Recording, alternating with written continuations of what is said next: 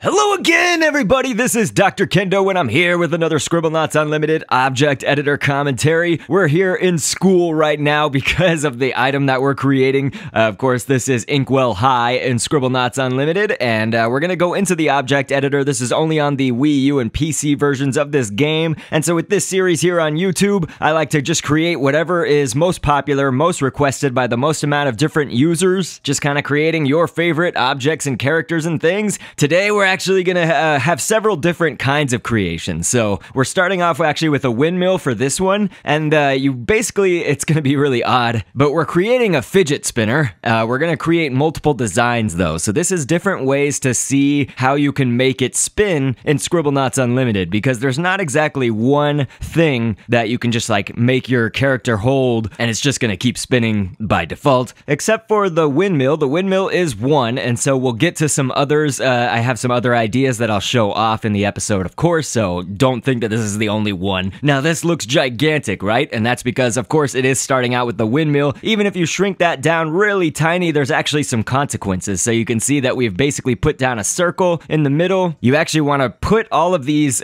different stamps that we're using, like the CD, which was also those circular parts, and we just did inner tube. You can actually type in tire, which would basically yield the same thing. But you want to place all of these stamps that I'm talking about on the actual propellers of the windmill, so on the part that spins around in the game, not on the base. But okay, so we'll get to some more design aspects that I was talking about, but first I want to go ahead and go into the properties editor, and we'll talk about fidget spinners a little bit for anybody who maybe somehow doesn't know. A fidget spinner is a stress-relieving focus device with a bearing in the center of any number of design materials around that, like copper, plastic, titanium, and more. This toy, if you will, has been purported to help people who have trouble focusing or who have a fidgeting habit onset by ADHD, autism, anxiety, or otherwise. It seems experts, however, were divided on the claim that it would help with focus, as the other side says it may actually be more distracting. After basically being described as a must-have toy, fidget spinners quickly rose in popularity, and by the month of May 2017, they were taking up every spot of Amazon's top 20 bestseller list for toys. You can see now we're putting down our fidget spinner. I've got a blue one as well. You can, of course, color them whatever color you want to do, and so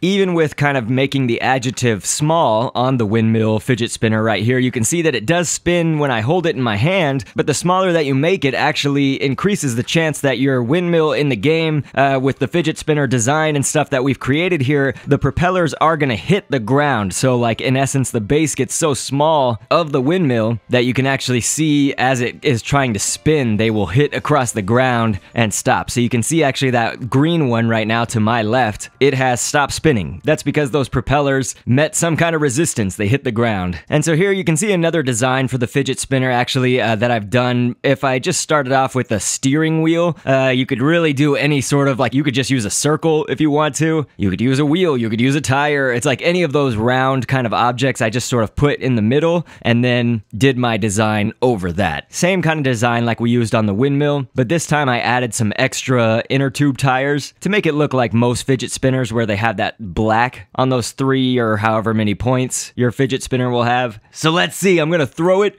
against this wall. We'll see what happens to make it spin. Oh! I am the one! Yeah, it wasn't that crazy. Here, let's try this. We're gonna scoot back a little bit and throw it here. Yeah! I am the one!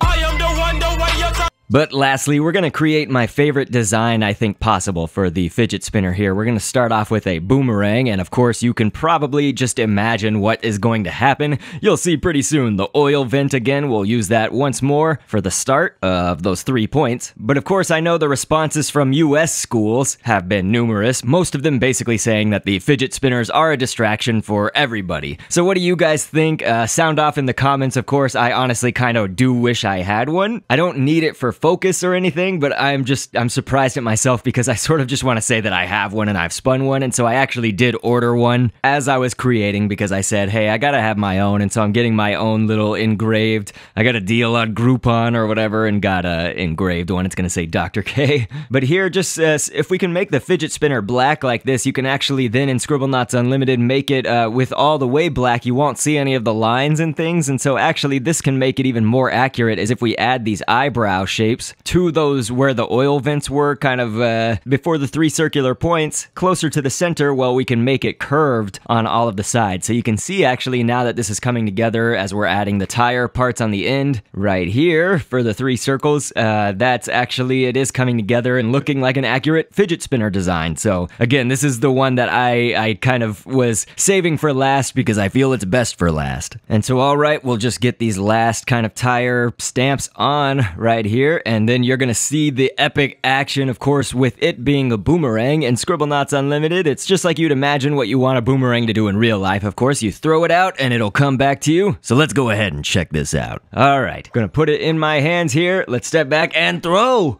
Oh! That was incredible. Okay, we gotta do that again. See, check this out. I'm zoomed in now.